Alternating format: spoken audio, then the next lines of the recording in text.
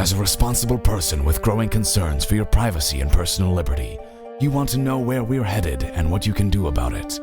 We ask the experts what you need to do to take prudent and responsible action to safeguard your family's wealth and well-being, and what basic first steps will help you to be aware and prepared. ReluctantPreppers.com. Welcome back, Reluctant Preppers. Our special returning guest today is worldwide renowned silver guru, David Morgan.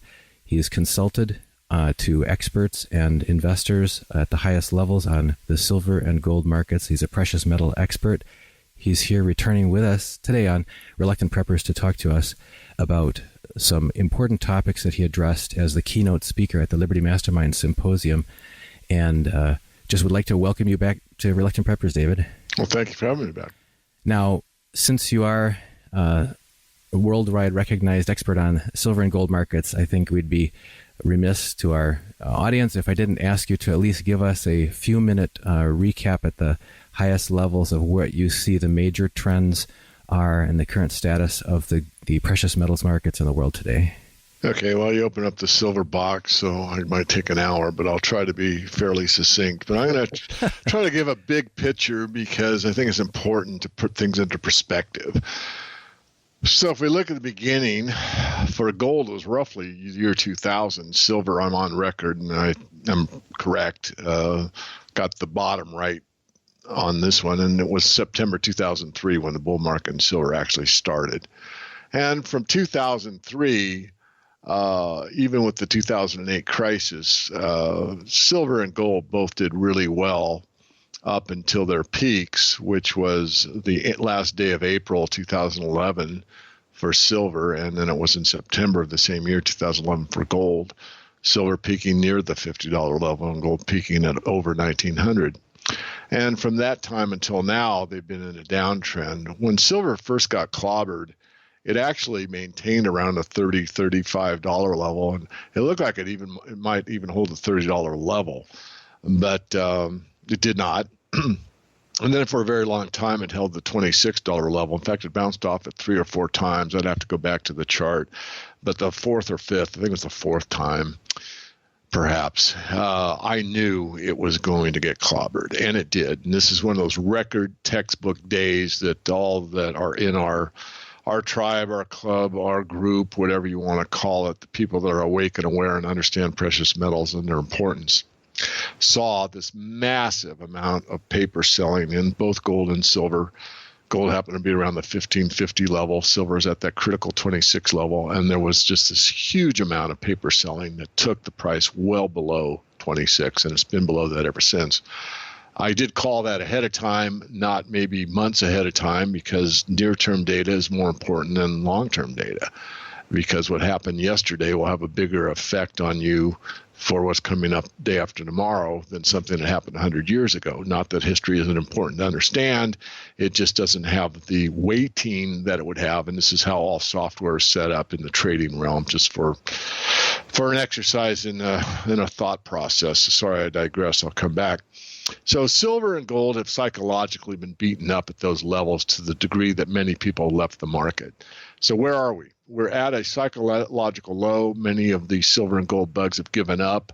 Many have held on and just going to wait it out.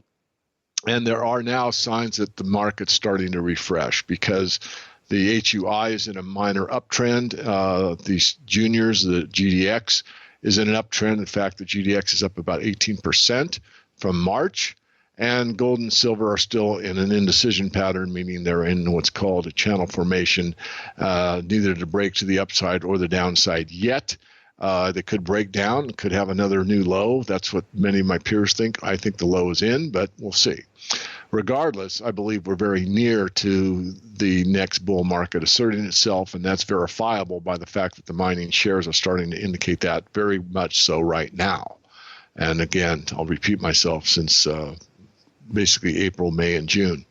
So long term, I think there's little doubt that government failures do happen. We're in the midst of a worldwide political crisis, geopolitical crisis, energy uncertainty, monetary uncertainty, control freaks trying to run everything from the top down, where they monitor everything done by every person on the planet. So we're in a situation we've never, ever experienced except through science fiction, through, Brave New World, 1984, and other books similar.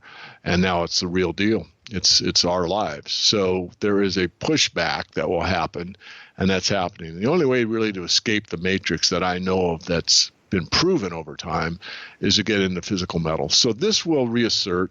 I think we're going to start that process again in a big way starting in September, October of this year. A big way meaning that the bottom will finally be apparent to everybody. Oh, finally, we're starting to go up. And it's not going to be astronomically huge, but it will be enough for more and more confidence to come into the market. And you'll see more and more volume come into the gold and silver market in all forms. The mining shares, the ETFs, the physical market itself, and anything associated with them. So that's where we are. I think the pain and agony that precious metals have suffered over the last 4 years is going to be ending probably within the next 3 to 6 months. That's my view. And just, reminding all of us that contrarian investors, look to increase their positions at times when everybody else is either bored or their attention has moved on or they've gotten washed out or whatever.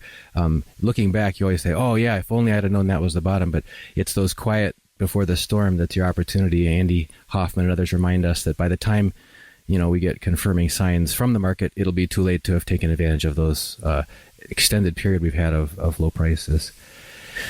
I have like to turn our conversation to a more I won't say philosophical, but I guess discussion of principles, personal principles, which you had introduced at your keynote address at the Liberty Mastermind Symposium. We, as people who are trying to be aware and prepared, often take some ridicule or scoffing or head shaking from people who are just kind of going with the flow of whatever's going on in the popular culture. But it doesn't, as G.K. Chesterton wrote in the early 20th century, even a dead thing can go with the flow. It takes a living thing to go against the flow, to go against the stream.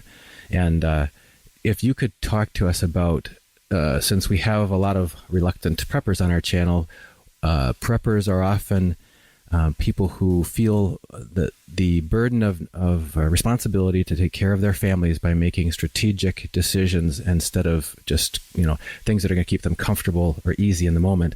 And that's one hallmark of leadership. So if you could expand on that theme of what in the world does leadership have to do with preparedness? Okay, well, you gave me a big bone to gnaw, and I'll do my best. So first of all, let me just preface it with this is my opinion, and I will probably throw some facts in there. I'll try to qualify them as best I can. So there's so many ways to approach the topic you opened, but one way is this big discussion about what is the best for the human populace at large? I mean, is it really good to have an individual and push everything toward the individual, or is more of a collectivist model or a community effort the best way? And I'm going to go down that road for a while and talk about leadership, and I'm going to talk about individualism, voluntarism, and collectivism. And first of all, before I start, I'll say that if you are dead set, you, the individual, on a certain philosophy that you believe in, either from a philosophical head-only perspective, in other words, it's something you've read about and learned about and think about, but you've never really implemented, certainly that's your right. I am about as free market as you can get, meaning that you can, as long as you're not harming others. I mean, I'll step back, and this is a tough one to discuss, but I will do it. Really, if you go back to Richard Maybury, who I think is very succinct on the topic, there's really two basic laws. One is to do everything you say you're going to do. That's the basis of all contract law.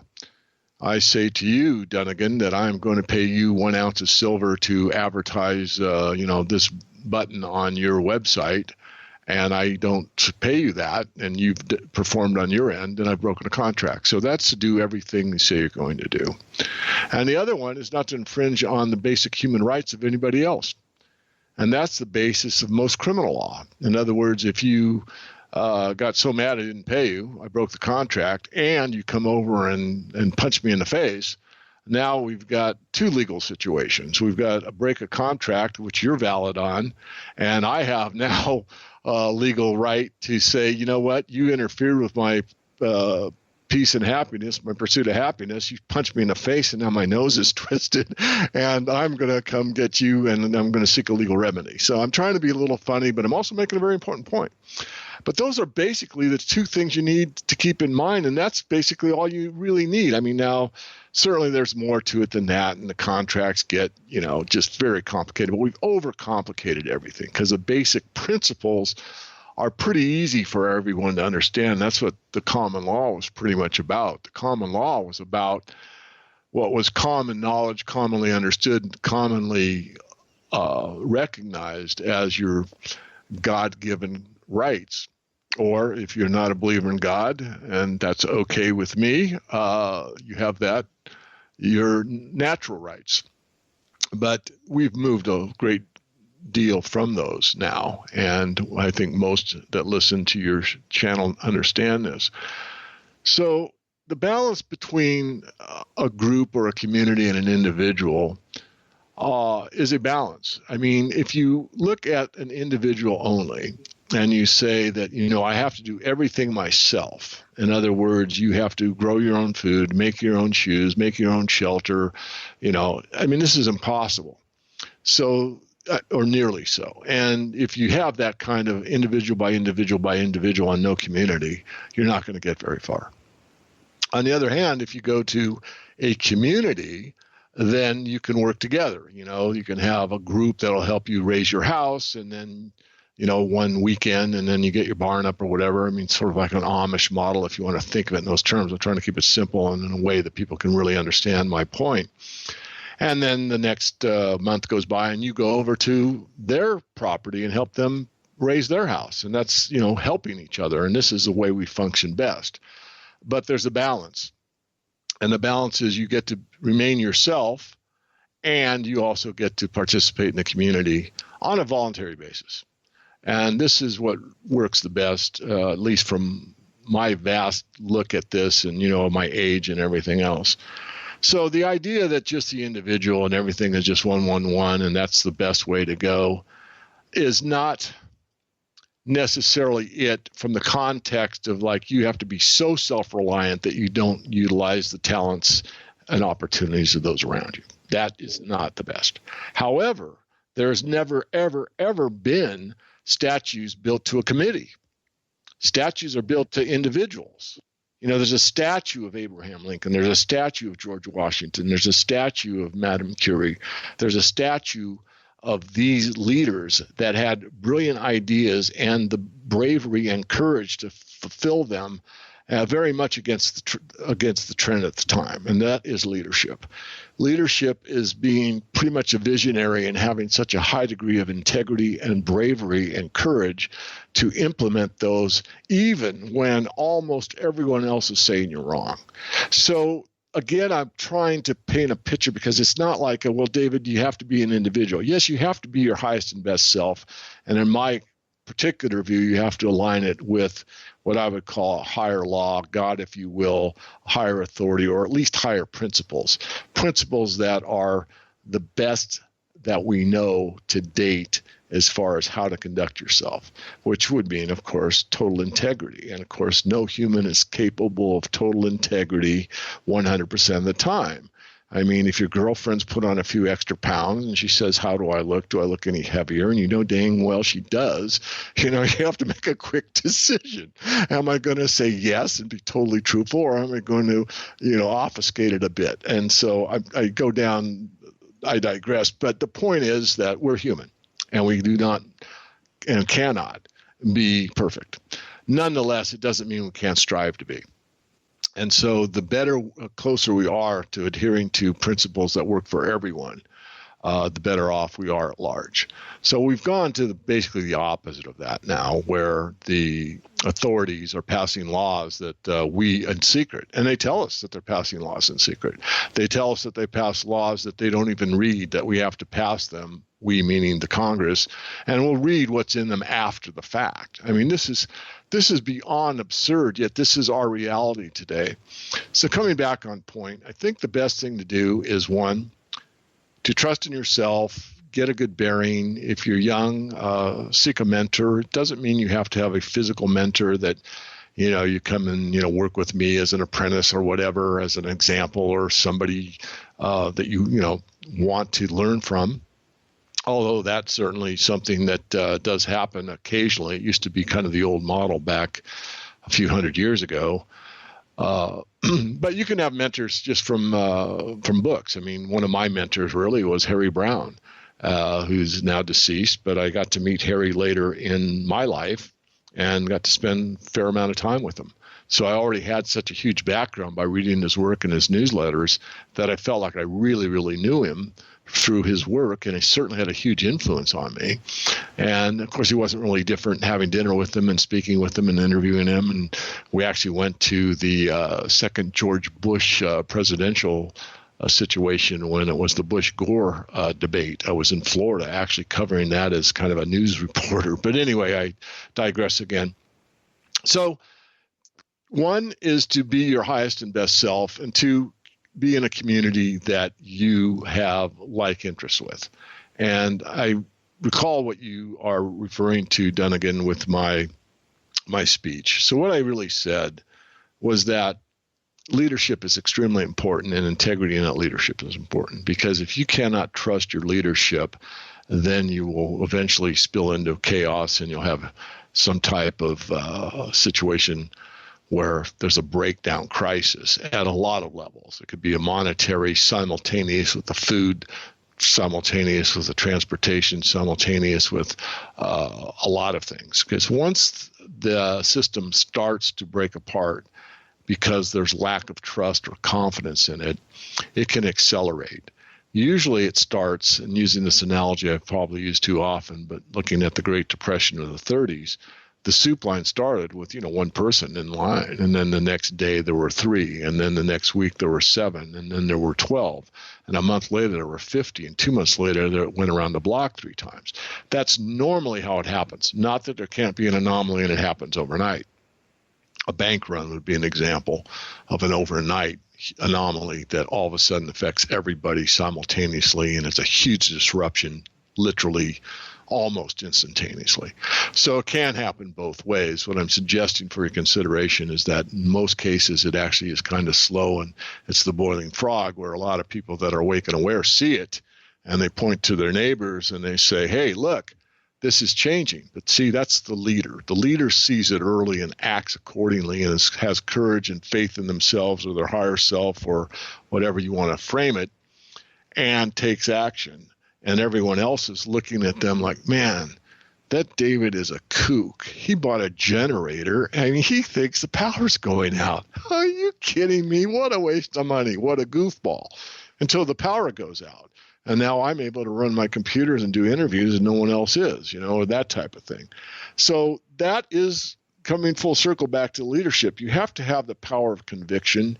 Most of it comes from study of history and what really works, and a belief that the principles are what are important, and expanding upon those. In other words, let me get a little more specific, maybe if I can think of an example. The idea that to go along and get along is community thing. So let me maybe go down the collectivist issue.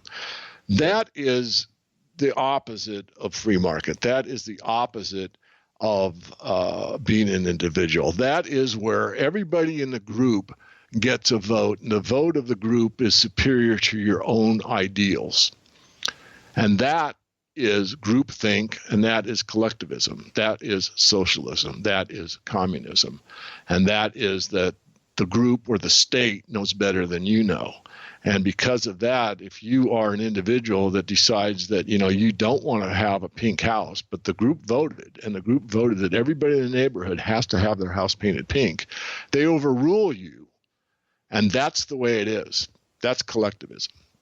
Yeah, and another aspect of that, just to tag in on that, is that people think, well, pure democracy, if that's what you want to frame something like that as, is the best form because it's like the will of the people. But what you really can end up with is the tyranny of the majority. And when you mentioned socialism and communism, the idea that the committee decides or the group decides and all the individuals must toe the line really turns into totalitarianism. It's like it sneaks up. Nobody sees it.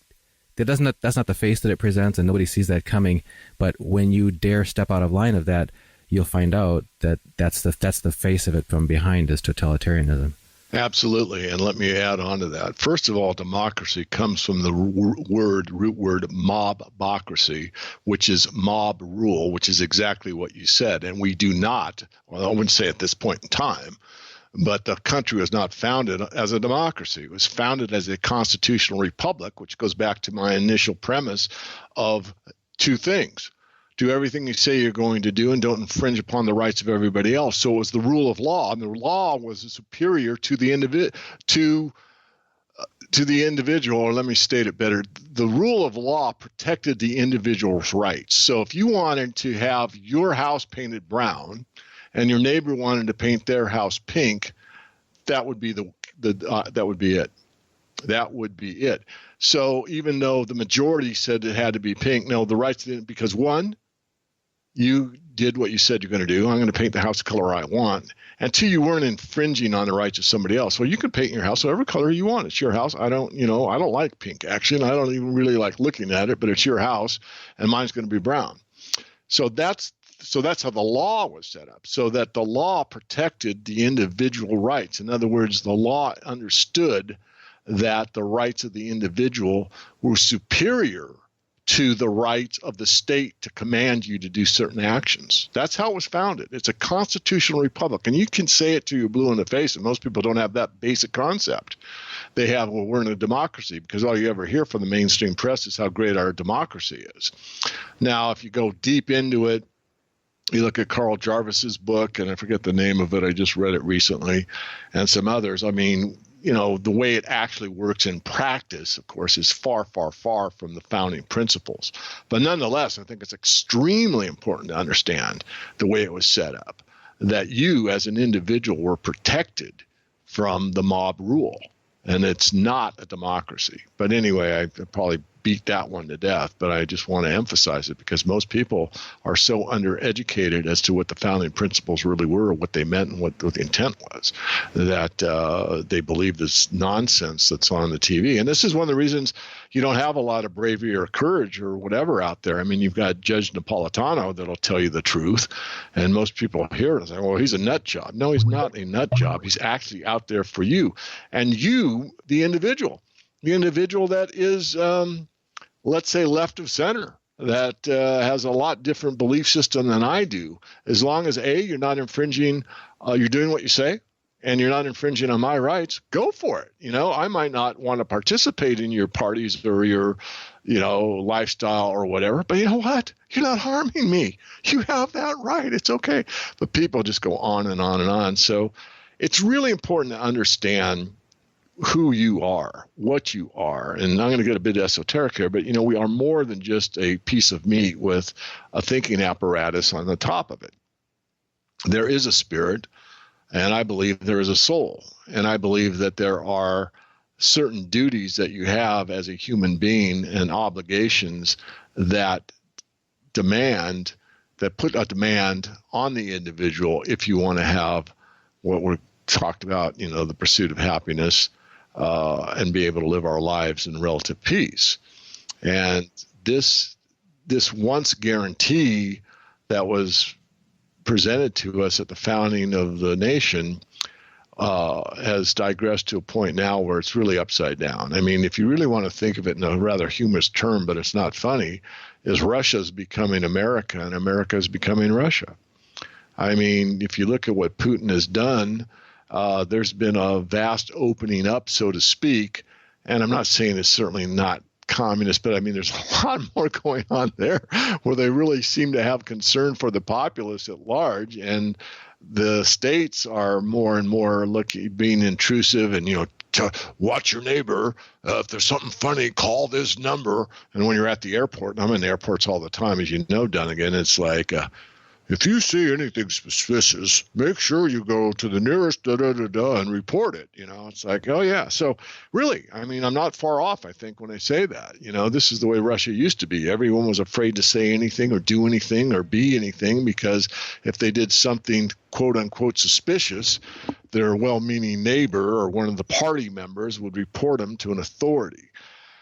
So it's really, really gotten to be interesting, to put it in polite terms, and scary to put it in reality.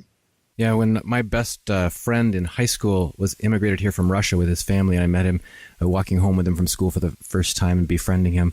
And the conversation turned to, I started asking a few questions about life in Russia, and right away he got real quiet and said, "Oh, we don't talk about politics." And it was until years later that he had really grown to trust me and realize, okay, America is at that time, a different place, and we can actually open up and we can have opinions here and express them, that kind of thing, and fraternize with people about what we really think is true without fearing repercussions. But nowadays, I'm just astonished, week after month on the news, just these scandalous things that are happening in our highest levels of government, whether it's deleted emails or scrubbed servers or denied the knowledge of things that resulted in loss of human lives and things like that.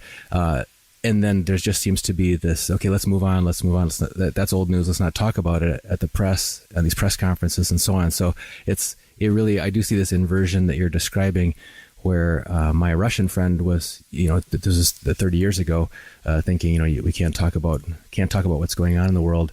And here now in America, that's what I'm seeing.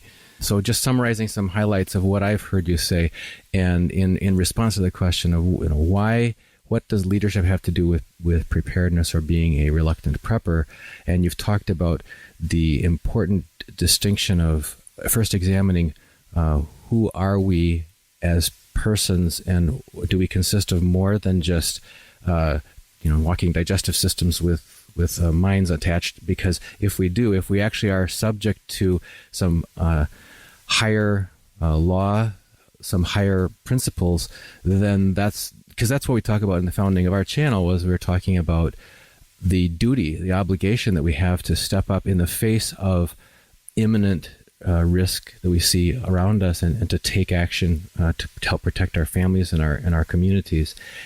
So that's in the essence that burden of responsibility that comes from awareness that we are in fact responsible to a higher calling than just going with the collective good. And I think that, or the collective sign of the times. And then you drew some distinctions between individualistic, purely individualistic versus purely collectivist cultures, and said, either extreme can have its pitfalls. And what we're looking for in true leadership is people who can see the signs and have a vision and start taking action early, even if the others aren't seeing it, but not just for themselves alone in isolation, but for the good of not only their family, but their community, and communicating about it to others. And being able to be confident and courageous enough to speak out about it. You speak out in many forums. We're trying to get the word out here, trying to help wake up others, because that's the last thing you're coming down to, is it's those who are awake and aware who are going to be able to be leaders to help avert the severity of the crisis. So I guess that's the last thing maybe if we could turn to is what do you see as a realistic potential fallout of breakdown of the systems that everybody has just become kind of mindlessly assuming and taking for granted that are going to be there to help sustain and support them, and what kind of actions are the most prudent for people to take as leaders in their own family and in their community and in the broader human family, to help make sure that we minimize the impact to ourselves and to others of what's coming.